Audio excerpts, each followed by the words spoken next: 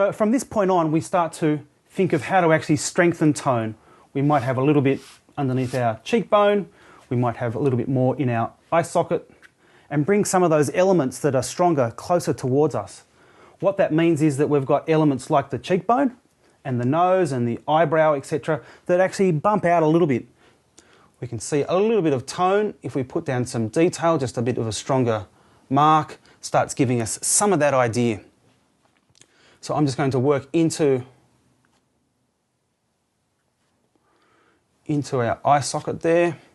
There's a little bit of tone to be placed around this front area of the face. The contrast slightly greater.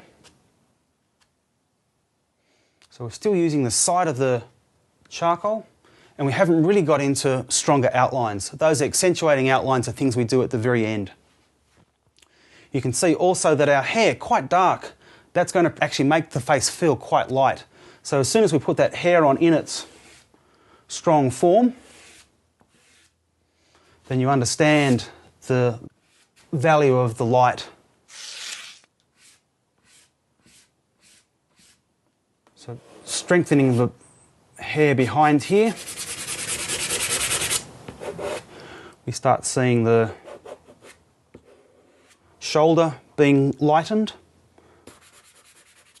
We start feeling the ear being lightened. On the edge of the head there is some light being reflected, and that light we can just leave as a nice glow. By that I mean we can darken the background.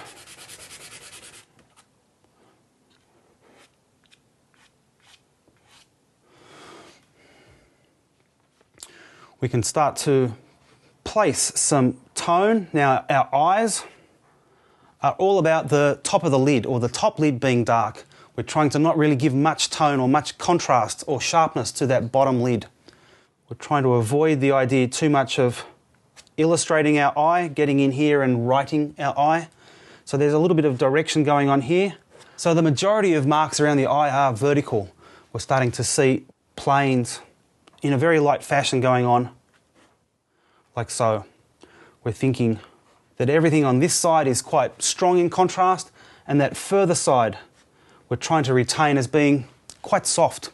If you have to, and your kneadable eraser is a good tool in this situation, if you have to, you can draw the detail on, or start to give it, some more detail. If you go too strong, you can push this on and pull it off and lighten that area, still retaining the detail, but in fact pushing it back. So the whole of this further side is a lack of contrast. You'll notice that our neck has some variation, and half closing your eyes gives you a fantastic feeling for what actually is happening with tone. And in this situation we're getting some lighter marks or some lighter areas inside the neck. Get slightly darker around the back here. We're seeing just slightly different tone along, like so. Along the jawline, gets slightly stronger. And the cheek maybe. So done all without any detail. There's no real sharp lines there or strength of outline. As soon as we start to place any in, and we're just going to go slowly at this point, an eye, just suggested by the verticals of the side.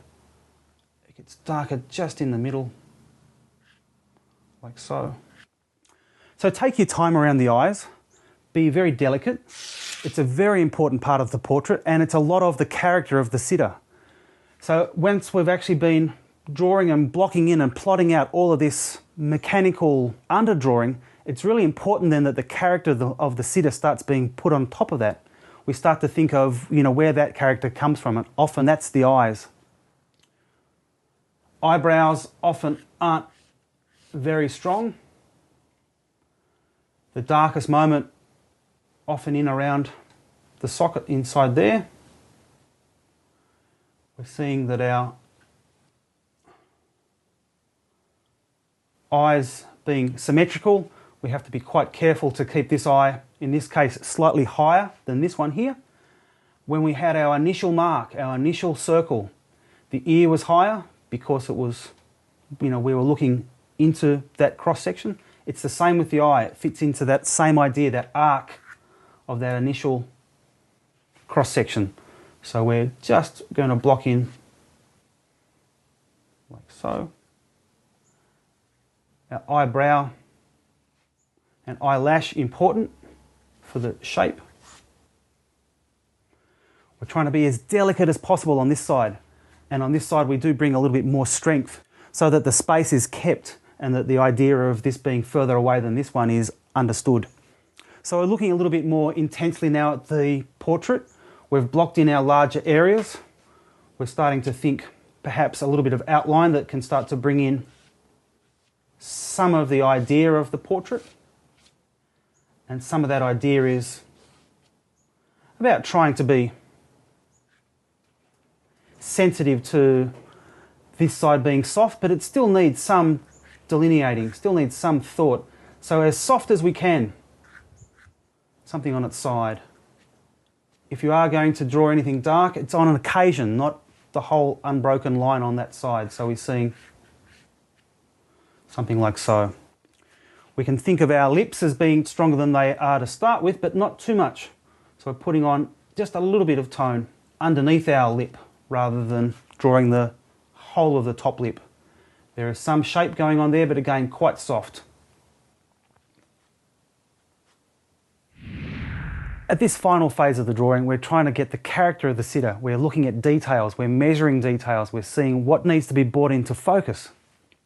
So our portraits will always start with a very soft underdrawing, a very soft line drawing to get the axis through the eyes, through the centre of the face. That will be common to most portrait drawings you will do. Simply put, it's a place on which to start to put your detail. We're not rushing into detail straight away, which is the usual thing we'd actually like to do, is to really get in there and start to draw the eyes, etc. first up.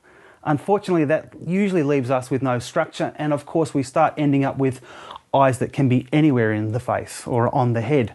So if we've got our tonal blocking in on top of that drawing, and then we can start to place our detail on top of that, it's a nice three-phase drawing. It gives us a nice way of actually tackling what is quite complex.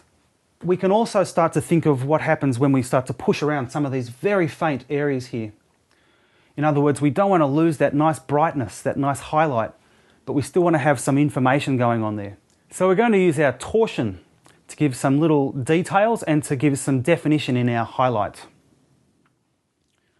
If we start looking at our eye area, we can start to really get in here and be able to soften areas, push almost the charcoal around in a slightly directional fashion, create a little bit of detail in a small area. Equally on these larger areas like the forehead, we could have put on or placed on a very faint tone. It needs to be put on very softly, and then it needs to be possibly moved.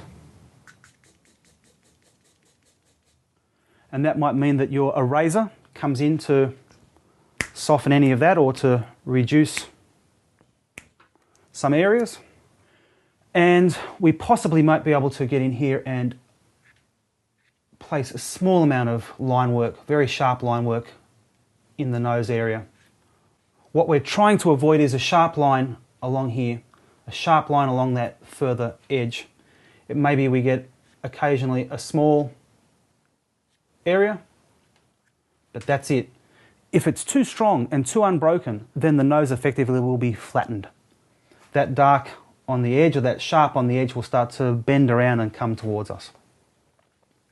We can understand all sorts of detail around the hair, the idea of the hair being, nice and bouncy and alive almost. The only thing I'd add is that a drawing like this just lives happily like this.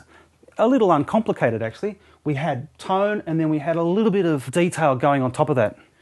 If we put some white highlight on occasions, what we're starting to do is think of how things might be accentuated. There might be something around the eye, forehead, the nose especially, cheek, anything that really sticks out. The light describes that form. So this white pastel is a fantastic tool because what it enables us to do is, instead of being able to erase and to try and defend that space for the entire drawing, it enables us to then come back in at the end and start to place a highlight on top.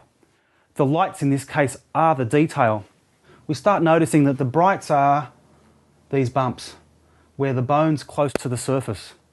So we could take a drawing like this quite some distance. Detail is a bit unlimited, but it's possible to overwork a drawing and lose its freshness. So what we're attempting to do here is to leave it at that state where we've had just the blocking in, the line, a little bit of sharpness and some highlights, and that's it.